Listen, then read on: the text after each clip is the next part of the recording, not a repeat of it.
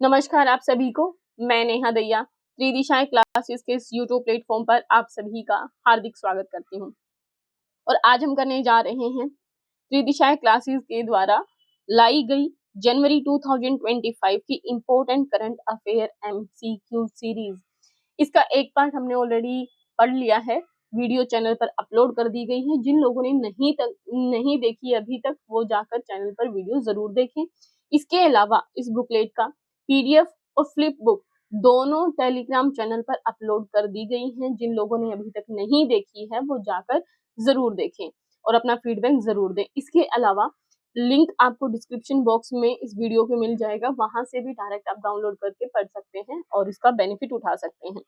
तो चलिए शुरू करते हैं आज की क्लास बिना समय गवाए।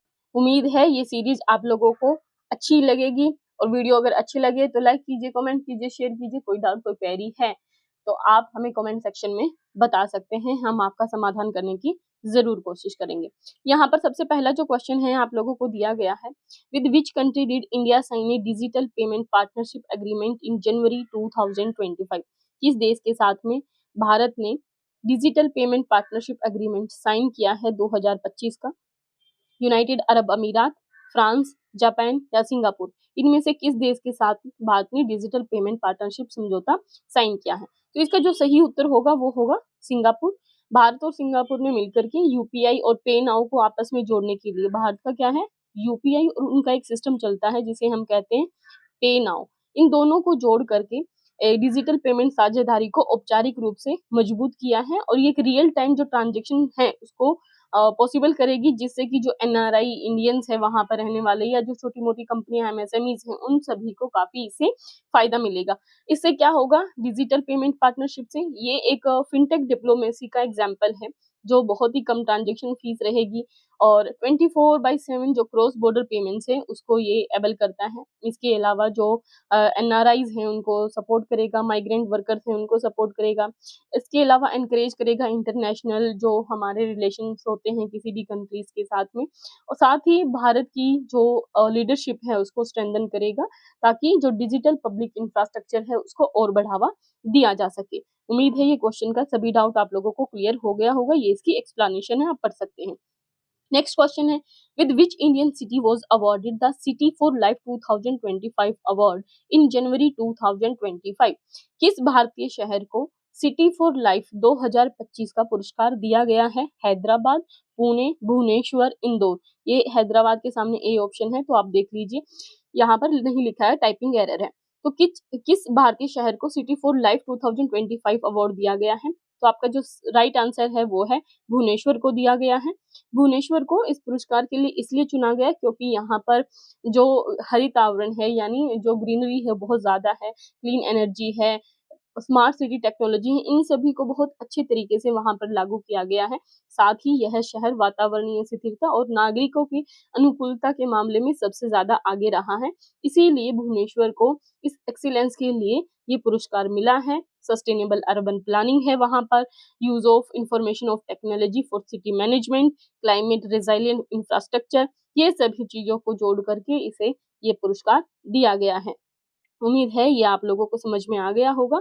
ये स्मार्ट सिटी मिशन का एक पार्ट भी आप इसको कह सकते हैं और साथ ही एसडीजी का जो हमारा गोल है एसडीजी 11 जो इससे संबंधित है, ठीक है, तो आप इसको जोड़ सकते हैं। अब आप कमेंट सेक्शन में बताना, मैंने नंबर बता दिया है कि एसडीजी 11 से संबंधित, आप कमेंट करके मुझे पूरा लिख के बताएं कि एसडीजी 11 किससे संबंधित है।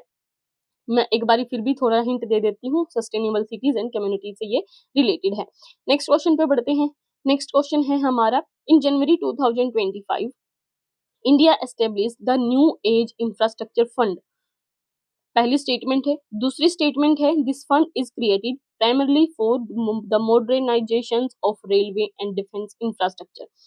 तो इसमें से बताना है कि भारत ने न्यू एज इंफ्रास्ट्रक्चर फंड की स्थापना की है और यह मुख्य तौर पर रेलवे और रक्षा अवसंरचना को आधुनिक बनाने के लिए है।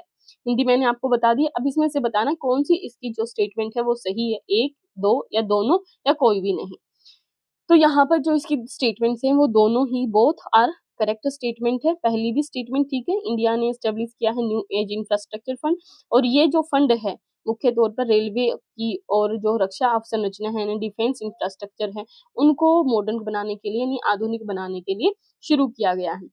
यह फंड सरकार के द्वारा मुख्य तौर पर रेलवे, रक्षा उत्पादन और सीमा सुरक्षा से जुड़े हुए जो इंफ्रास्ट्रक्चर है, बुनियादी ढांचे हैं, उनको मजबूत करने के लिए शुरू किया गया है। साथ ही ये जो फंड है वो निजी इन्वेस्टमेंट को भी अपनी तरफ में आकर्षित करेगा। इसका जो मुख्य उद्देश्य है, जैसे बुलेट ट्रेन बनाने के लिए इन्वेस्टमेंट को हेल्प करेगा ये। और इसके अलावा जो मॉडर्न कोच है उनको स्टेबलाइज करने के लिए, सैन्य लॉजिस्टिक्स के लिए, एआई सिस्टम को इनहेंस करने के लिए, ग्रीन इंफ्रास्ट्रक्चर इनिशिएटिव को शुरू करने के लिए, साथ ही जैसे डिफेंस सेक्टर में मेक इन इंडिया को प्रमोट करने के लिए, प्राइवेट सेक्टर इन्वेस्टमेंट को बढ़ावा देने के लिए और रेल कॉरिडोर्स को बढ़ावा देने के लिए, लॉजिस्टिक जोन्स को बढ़ावा देने के लिए या अपग्रेड करने के लिए ये शुरू किया गया है। उम्मीद है दोनों स्टेटमेंट आपको क्लियर हो गया होगा। बढ़ते हैं अगले क्वेश्चन पर। नेक्स्ट क्वेश्चन है, the prime minister of which country was the chief guest on India's republic day in January 2025।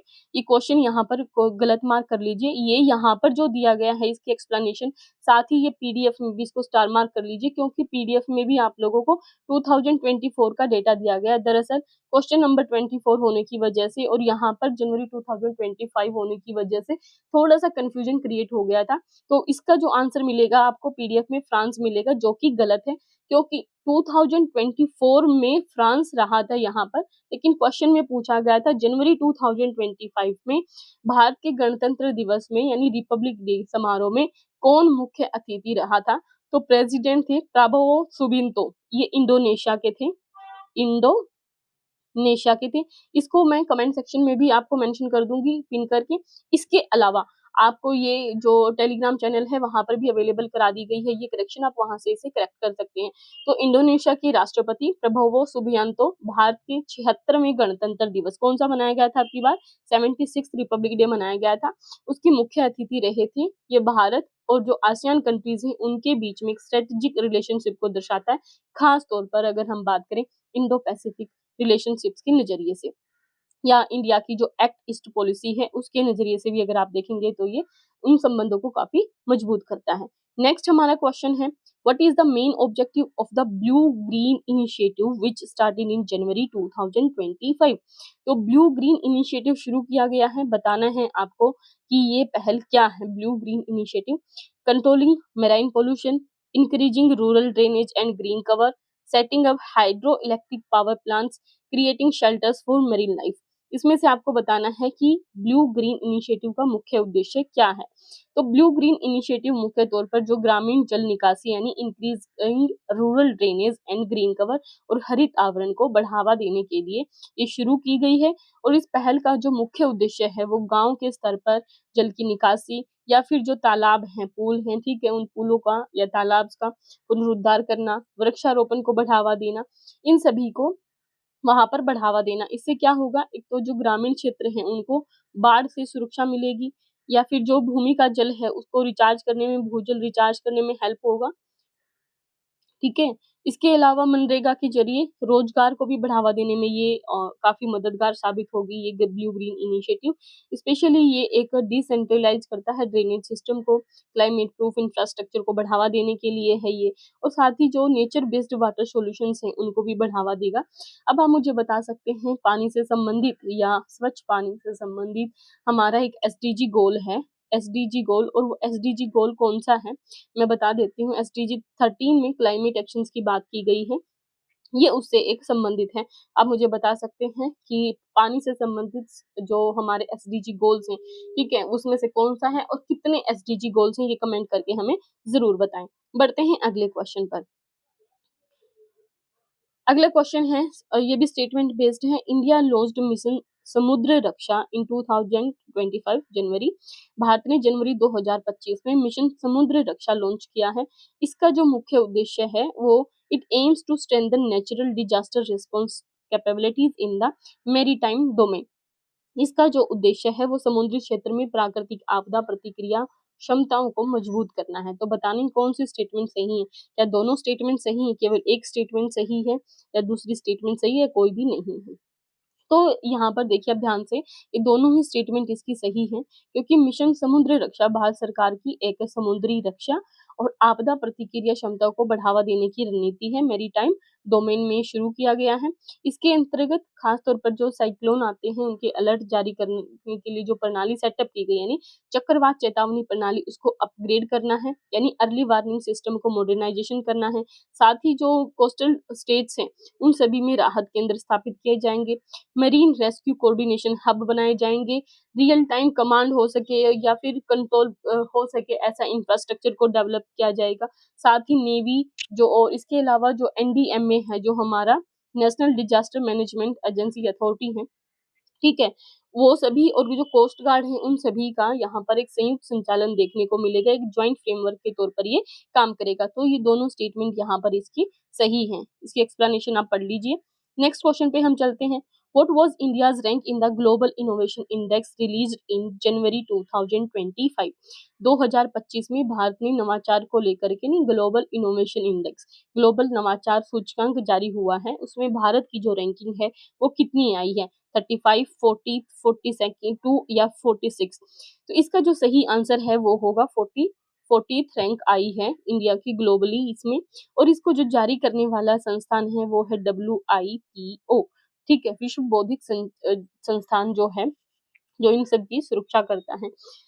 तो यहाँ पर बात है कि 40 रैंक आई है, जो कि भारत की जो स्टार्टअप इंडिया मिशन है उसकी वजह से भी आप देख सकते हो। AI और क्वांटम टेक्नोलॉजी में इन्वेस्टमेंट हो रहा है, यूनिवर्सिटी बेस्ड रिसर्च में यहाँ पर वृद्धि देखने को मिल रही है, रिसर्च एंड डेवलपमेंट ग्रोथ हो रही है, जैसे कि उसके लिए स्कीम भी बाकायदा चलाई जा रही है, इम्प्रिंट स्कीम है एक, ठीक है, स्पार्क एक स्कीम है। ये सारी की सारी जो स्कीम है वो रिसर्च एंड डेवलपमेंट के लिए शुरू की गई है। इसके अलावा इंक्रीज किए जा रहे हैं जो पेटेंट फीलिंग्स को, और इनोवेशन लिंक किए जा रहे हैं उनको FDI से। इस तरीके से आप इन सब चीजों को समझ सकते हैं। तो WIPO इसे जारी करता है। अब WIPO की फुल फॉर्म आप लोग लिख सकते हैं, मैंने हिंट दे दिया है आपको, विश्व बौद्धिक संस्थान है ये वैश्विक स्तर का। तो आप इसकी फुल फॉर्म कमेंट सेक्शन में लिख करके हमें जरूर बताएं। बढ़ते हैं अगले क्वेश्चन पर। Which state government launched agro innovation mission? Actually ये एग्रो टेक मिशन है, बेसिकली एग्री टेक मिशन, ठीक है। यहाँ पर महाराष्ट्र, हरियाणा, उत्तर प्रदेश, पंजाब, किस स्टेट ने इसको शुरू किया है ये आपको बताना है। तो एग्री इनोवेशन मिशन शुरू किया है पंजाब सरकार के द्वारा। पंजाब ने खेती को अधिक सस्टेनेबल यानी अधिक टिकाऊ और लाभदायक बनाने के लिए मिशन शुरू किया है, जिसके तहत एग्रो जो ड्रोन टेक्नोलॉजी है खासतौर पर उनको बढ़ावा दिया जाएगा, सोइल हेल्थ कार्ड का डिजिटलीकरण किया जाएगा, कृषि स्टार्टअप्स के लिए ग्रांट दिए जाएंगे, स्मार्ट फार्मिंग टूल्स को बढ़ावा दिया जाएगा, एग्री डेटा जो प्लेटफॉर्म्स हैं डिसीजन मेकिंग के लिए उनको स्थापित किया जाएगा, साथ ही यूथ लेड एग्रीकल्चर एंटरप्रेन्योरशिप स्थापित की जाएंगी। इस तरीके से आप देखते हैं कि पंजाब जो गवर्नमेंट है उन्होंने शुरू किया है एग्रीकल्चर इनोवेशन मिशन 2025 जनवरी में। नेक्स्ट हमारा क्वेश्चन है, Which country signed an agreement with the Indian Space Research Organization ISRO in January 2025 for a joint mission to the moon? किस कंट्री ने या किस देश के साथ में जो भारत है उन्होंने जनवरी 2025 में चंद्रमा पर एक संयुक्त मिशन के लिए समझौता किया है? ऑप्शन है जापान, रशिया, फ्रांस, अमेरिका। तो आपको बताना किस देश के साथ में चंद्रमा पर एक संयुक्त मिशन के लिए समझौता हुआ है। तो जो आपका सही आंसर होगा वो है जापान। इसरो ने और जापान की एक एजेंसी है, स्पेस एजेंसी, जिसका नाम है जाक्सा। तो इसरो और जापान की अंतरिक्ष एजेंसी ने, स्पेस एजेंसी जाक्सा ने मिलकर के चंद्रमा के लिए एक साझा मिशन की योजना बनाई है, जो लूनर रोवर, सैंपल कलेक्शन और क्रेटर अध्ययन पर खासतौर पर फोकस करेगा। भारत और जापान जो है एक लूनार पोलर एक्सप्लोरेशन रोवर को स्थापित करने जा रहे हैं। एक ज्वाइंट लॉन्च होगा, ट्रैकिंग मैकेनिज्म इसमें स्थापित होगा, साथ ही long term lunar research collaborations को ये बढ़ावा देगा। तो इसरो का ये जाक्सा के साथ में एक मिशन शुरू किया जा रहा है। जैसे अभी भारत का जो इसरो संस्थान है वो गगनयान और चंद्रयान प्रोग्राम को भेज रहा है। साथ ही ये भारत की, इसको आप देख सकते हैं, इंडिया की जो स्पेस डिप्लोमेसी है, ठीक है, ये स्पेस डिप्लोमेसी को भी बढ़ावा दे रहा है। उम्मीद है ये चीजें आप लोगों को समझ में आ रही होंगी। बढ़ते हैं अगले क्वेश्चन की तरफ में। अगला हमारा क्वेश्चन है, ये भी स्टेटमेंट बेस्ड क्वेश्चन ही है। India launched the new India climate challenge fund. भारत ने new India climate challenge fund launch किया है। It aims to attract private investment to combat climate change. इसका उद्देश्य जलवायु परिवर्तन से निपटने के लिए जो निजी इन्वेस्टमेंट है उनको आकर्षित करना है। तो आपको बताना है कौन सी स्टेटमेंट सही है। क्या दोनों स्टेटमेंट सही है? दोनों में से कोई भी स्टेटमेंट सही नहीं है, ठीक है। ये आपको बताना है कि कौन सी सही है। तो यहाँ पर आप देखेंगे कि जो दोनों ही स्टेटमेंट है वो करेक्ट स्टेटमेंट है, क्योंकि भारत सरकार ने यह फंड लॉन्च किया है ताकि जो ग्रीन प्रोजेक्ट्स हैं उनमें निजी इन्वेस्टमेंट्स की भागीदारी को बढ़ाया जा सके, विशेष रूप से सोलर, हाइड्रोजन और बैटरी स्टोरेज प्रोजेक्ट्स को के लिए। साथ ही एमएसएमईज को ग्रीन क्रेडिट दिया जा रहा है, और ये जो फंड है वो मोबिलाइज करेगा क्लाइमेट फाइनेंस को, जिससे कि जो प्राइवेट इक्विटी है ग्रीन स्टार्टअप्स के साथ में वो जुड़ सके, कार्बन ट्रेडिंग मैकेनिज्म्स को ये बढ़ावा देगा। इसके अलावा impact investors with ESG align portfolios के साथ में इनको ये हेल्प करेगा। उम्मीद है ये क्लास आप लोगों को समझ में आ गई होगी, क्योंकि ये जो net new India climate challenge fund है, एक बात यहाँ पर मैं और कर देती हूँ, भारत का एक नेट जीरो रोड मैप बना रहा है, नेट जीरो रोड मैप, और उस नेट जीरो रोड मैप में 2070 तक हमें क्या करना है, क्लीन एनर्जी को स्थापित करना है, अपना जो कार्बन एमिशन है उसको कम करना है, ठीक है। तो इसी प्रतिबद्धता को आगे रखते हुए, मायने रखते हुए भारत सरकार के द्वारा ये स्टेप लिए जा रहे हैं। उम्मीद है ये आज की जो क्लास है वो आप लोगों को पसंद आई होगी। मिलते हैं अगली वीडियो में अगले कुछ क्वेश्चन के साथ में। तब तक पढ़ते रहिए, आगे बढ़ते रहिए। आपके जो भी डाउट्स हैं, जो भी क्वेरी है, आप कमेंट सेक्शन में हमें ज़रूर करके बताएं ताकि हम आपका जवाब दे सकें। धन्यवाद।